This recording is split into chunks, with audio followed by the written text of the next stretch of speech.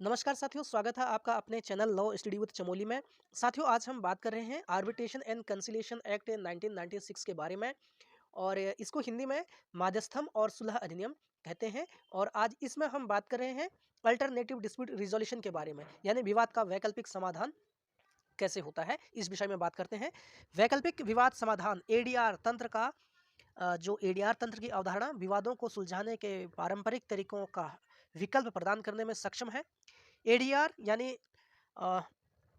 Alternative dispute resolutions civil, वाणिज्यिक, औद्योगिक और परिवार आदि सहित सभी प्रकार के मामलों को हल करने की पेशकश करता है, जहां लोग किसी भी प्रकार की बातचीत शुरू करने और निपटान तक पहुंचने में सक्षम नहीं है।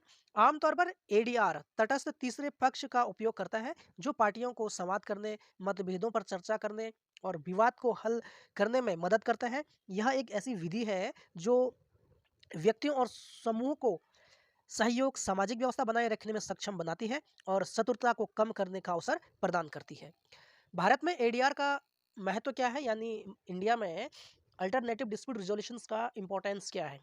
भारत की अदालत में मामलों की पेंडेंसी यानी वाद का बहुत ज़्यादा पेंडिंग होना की स्थिति से निपटने के लिए एडीआर अपनी विविध तकनीकों द्वारा भारत में एक महत्वपूर्ण भूमिका निभाता है। वैकल्पिक विवाद समाधान तंत्र भारतीय न्यायपालिका को वैज्ञानिक रूप से विकसित तकनीक प्रदान करता है, जो अदालतों पर बोझ को कम करने में मदद करता है। एडीआर मध्यस्थता, सुलह मध्यस्थता, मध्यस्थता बातचीत और लोक अदालत सहित निपटान के विभिन्न तरीकों यानी विभिन्न तरीके प्रदान करता है। यहाँ बातचीत का अर्थ है कि विवाद को सुलझाने के लिए पार्टियों के बीच स्वपरामर्श, और लेकिन भारत में इसकी कोई वैधानिक मान्यता नहीं है। एडीआर को यानी एडीआर भी ऐसे मौलिक अधिकारों आर्टिकल 14 और 21 पर स्थापित किया जाता है, जो कानून और जीवन के अधिकार और व्यक्तिगत स्वतंत्रता से पहले समानता से संबंधित है। एडीआर का मकसद सामाजिक, आर्थिक और राजनीतिक न्याय प्रदान करना और प्रस्तावना में निहित समाज में अखंडता बनाए रखना है। एडीआर राज्य नीति, सामाजिक, आर्थिक और राजनीतिक न्याय प्रदान करना और प्रस्तावना में निहित समाज में अखंडता बनाए रखना। एडीआर राजनीति डीपीएसपी के निर्देशक सिद्धांत से संबंधित आर्टिकल 39A के तहत प्रदान की गई समान न्याय और मुक्त कानूनी सहायता प्राप्त करने का प्रयास करता है। आगे हम बात करते हैं। देखिए, एडीआर से संबंधित कुछ महत्वपूर्ण प्रावधान है यानी प्रोविजन है।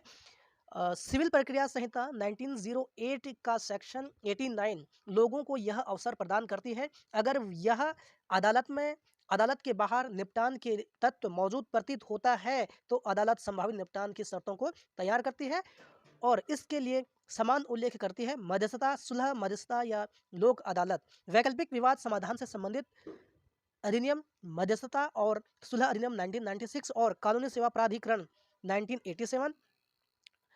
आगे हम बात करते हैं वैकल्पिक विवाद समाधान के क्या बेनिफिट्स हैं, क्या लाभ हैं। यानी कम समय लेने वाला, लोक अदालतों की तुलना में कम समय में अपने विवाद का हल करते हैं। लागत प्रभावी होता है यानी कम कॉस्ट में होता है। यदि मुकदमेबाजी प्रक्रिया में कोई गुजरता है तो यह यहाँ पर बहुत पैसा बचता है। यानी अगर आप कोर्ट में कोई केस डालते हैं, वो केस बहुत लंबे समय तक चलेगा। यानी अल्टरनेटिव डिस्प्यूट रिजोल्यूशंस के तरीके से आप इसका समाधान करते हैं बहुत ही कम पैसों में, और बहुत ही कम पैसों में आपका क्या है, आपका सेटलमेंट हो जाता है। यह अदालतों की तकनीकों से मुक्त है। यह अनौपचारिक तरीके विवाद को हल करने में लागू होते हैं। लोग अदालत के कानून के डर के बिना खुद को व्यक्त करने के लिए स्वतंत्र है। ऐसा होता है कि अगर कोई केस कोर्ट में गया तो जो पार्टी है यानी जो अक्यूज्ड है वो घबराया हुआ रहता है, पता नहीं क्या क्वेश्चन मेरे से पूछे जाएंगे, क्या होगा क्या नहीं होगा, बहुत ही डरा हुआ रहता है। बट यहाँ पर जो अल्टरनेटिव डिस्प्यूट रिजोल्यूशन में है, आपकी स्वतंत्र सहमति होती है, आप अपने विचारों को अपने दूसरे पक्ष के पास रख सकते हैं। यानी आपसी समझौता आसानी से आप कर सकते हैं, फ्री रहते हैं। यहाँ आपको डर का माहौल नहीं होता। वे किसी भी अदालत में इसका खुलासा किए बिना सही तथ्यों को प्रकट कर सकते हैं। कुशल तरीका है यानी अच्छा तरीका है। रिश्ते को वापस बहाल करने की संभावना हमेशा होती है इसमें। जैसे कोर्ट में केस चला जाता है तो कोर्ट में केस जाने का मतलब समझ लीजिए कि वहाँ समय लगेगा, काफ़ी आपका पैसे भी खर्च होंगे। और अगर आप अल्टरनेटिव डिस्प्यूट रिजोल्यूशंस के तरीके से इसको अपनाते हैं तो वहाँ पर देखिए आपके जो रिश्ते रिश्ते को वापस बहाल करने की संभावना हमेशा होती है, क्योंकि पार्टियां एक ही मंच पर एक साथ अपने मुद्दों पर चर्चा करती हैं। ये इसका बेनिफिट होता है। यह आगे के संघर्ष को रोकता है और पार्टियों के बीच जो दो पार्टियां हैं उनके बीच अच्छे संबंध को बनाए रखता है। यह पार्टियों के सर्वोत्तम हित को सुरक्षित करता है।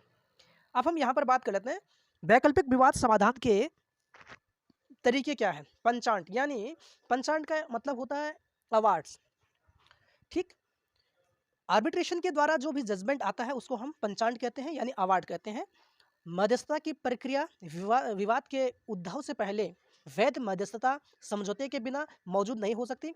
रिजोल्यूशन पार्टियों की इस तकनीक में मध्यस्थ या एक से अधिक व्यक्तियों को अनेक विवाद का उल्लेख किया जाता है। मध्यस्थ का निर्णय पार्टियों पर बाध्य होता है और उनके निर्णय को पुरस्कार कहा जाता है। मध्यस्थता का यानी मीडिएशन का ऑब्जेक्ट आवश्यक देरी और व्यय के बिना, यानी एक्सपेंस के बिना, अदालत के बाहर विवाद को उचित निपटान प्राप्त करना है। किसी भी पार्टी को एक कॉन्ट्रैक्ट जहां मध्यस्थता खंड को या तो अपने अधिकृत एजेंट के माध्यम से आमंत्रित कर सकते हैं, यानी बुला सकते हैं, जो मध्यस्थता खंड के अनुसार मध्यस्थता के लिए विवाद को सीधे संदर्भित करते हैं। यहाँ मध्यस्थता क्लॉज का अर्थ उन खंडों से है जो पक्षों के बीच उत्पन्न होने वाले विवाद की स्थिति में कार्यवाही, भाषा, मध्यस्थों की संख्या, मध्यस्थता के कानूनी स्थान या कानूनी स्थान का उल्लेख करते हैं। और मध्यस्थता क्लॉज लागू होने के बाद क्या प्रक्रिया अपनाई जानी है, इसको देख लेते हैं। देखिए, शुरुआत में आवेदक दावे के एक बयान को दर्ज करके मध्यस्थता शुरू करता है, जो प्रासंगिक तथ्यों और उपायों को निर्दिष्ट करता है। आवेदन में मध्यस्थता समझौते की प्रमाणित प्रति शामिल होनी चाहिए। दावे का विवरण न्यायिक निर्धारण के लिए अदालत या ट्रिब्यूनल में दायर एक लिखित दस्तावेज है और एक प्रति भी प्रतिवादी को भेजती है, जिसमें दावेदार अपने मामलों के समर्थन में तथ्यों का वर्णन करता है और राहत जो वह प्रतिवादी से मांगता है।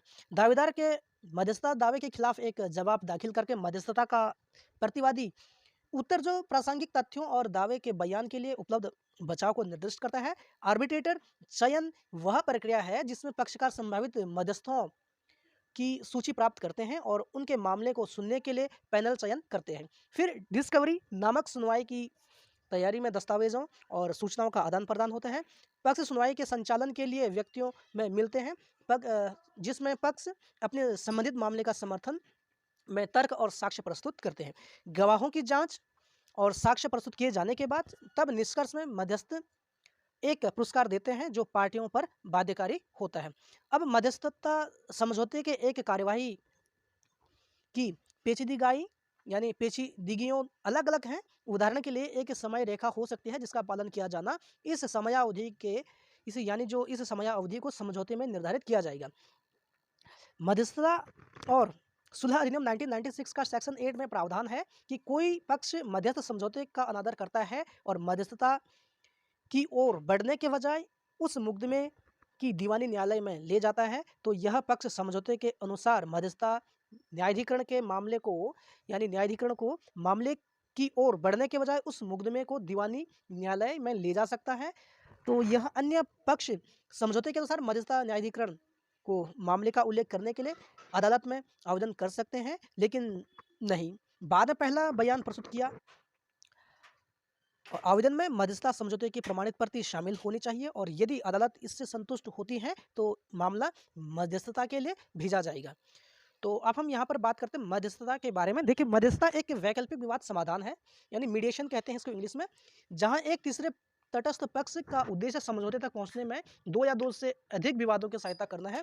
यह एक आसान और जटिल प्रक्रिया केंद्रित वार्ता प्रक्रिया है जहाँ तृतीय पक्ष उचित संचार और बातचीत तकनीक का उपयोग करके विवाद को सुलझाने के लिए मध्यस्थ के रूप में कार्य करता है। यह प्रक्रिया पूरी तरह से पार्टियों पर नियंत्रित होती है। मध्यस्थता का काम केवल पक्षों को उनके विवाद से निपटान तक पहुंचाने की सुविधा प्रदान करता है। मध्यस्थता अपने विचारों को लागू नहीं करता है और एक निष्पक्ष समझौता क्या होना चाहिए और इसके बारे में कोई निर्णय नहीं करता है। ठीक, अब हम बात करते हैं कि मध्यस्थता की प्रक्रिया विवरण चरणों में जो मध्यस्थता की प्रक्रिया विभिन्न चरणों में काम करते हैं, जैसे उद्घाटन, वक्तव्य, संयुक्त सत्र, अलग सत्र और समापन। मध्यस्थता प्रक्रिया के शुरू होने पर मध्यस्थ दलों को सुनिश्चित करेगा और उनके काउंसिल मौजूद होने चाहिए। जो मध्यस्थता प्रक्रिया के शुरू होने पर मध्यस्थ दलों को सुनिश्चित करेगा और उनके काउंसिल मौजूद होने चाहिए। तो इससे आगे हम नेक्स्ट वीडियो में बात करेंगे।